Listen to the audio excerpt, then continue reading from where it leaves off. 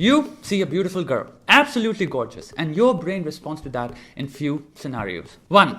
Wow, she's so attractive. I want to have her as my girlfriend, which means possession of beauty. 2. Wow, she's so attractive. And that's it, which means acknowledgement of beauty and leaving it at that. 3. Wow, what an attractive girl. I love her. And that is suicide of intelligence. The most recurring theme is attraction. The want is acquisition. The cost is the possibility of rejection or getting hurt. Therefore, love abundantly becomes a possession of beauty. You see something beautiful and you want it to be yours. Why?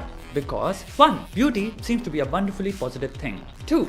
Validation. If you have somebody beautiful, you are capable in your own eyes. 3. Competition. The more beautiful the partner, the more capable as a man you are societally. 4. Sex. Beauty underlays the most basic attraction. This becomes messed up when beauty becomes a factor that starts to ignore, manipulate, and twist information that might make you not so attracted to them.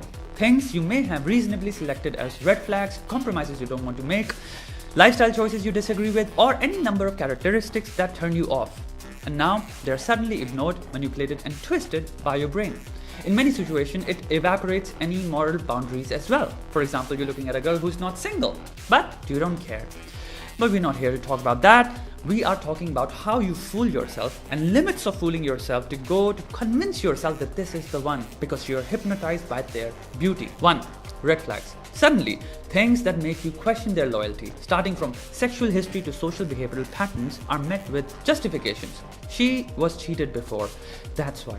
She's like that because her parents were divorced. You are using sympathy as a tool to fool yourself and create more attraction toward her, which is emotional. And since it is hard to find any emotional compatibility, you're looking for and using tragedies from her past, viewing her as an innocent, clueless victim and justifying them. This is a very common thing people do because 1. You are desperately attracted, and 2. Part of your brain knows it is just sexual, so you are forcing an emotional attraction. 2. Lack of criteria. You never consciously decided that this is yes and these are no's. Your red flags are accidental findings of your reasoning based on your past experiences and knowledge.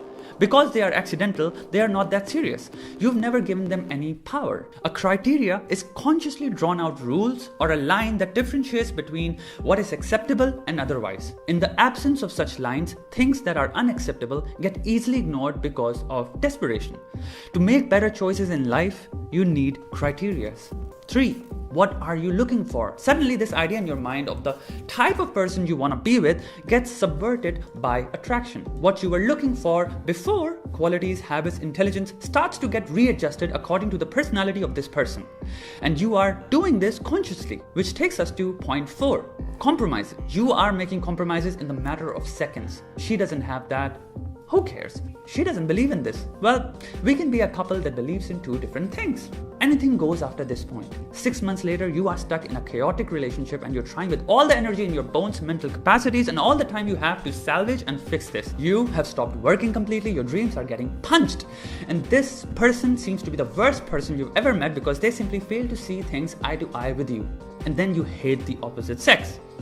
So, here's a question for you. Do you want a smoking hot, gorgeous girlfriend or do you want a stable relationship? If latter, here are a few things that may come in handy. 1. Learn to stay single, which means be patient. It's not gonna happen in the first try. 2. Develop a criteria. What do you want in them? What are the strict no-nos? 3. Have the character and the strength to look beyond beauty.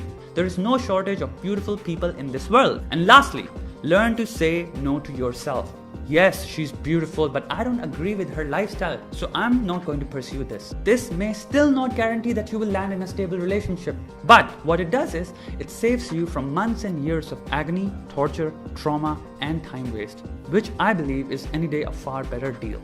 I hope you enjoyed this video. If you have any problems, you can contact me at talktomensutra@gmail.com for a private paid consultation. If you don't have money to pay, you can go to my Instagram, follow it, and send me your problem.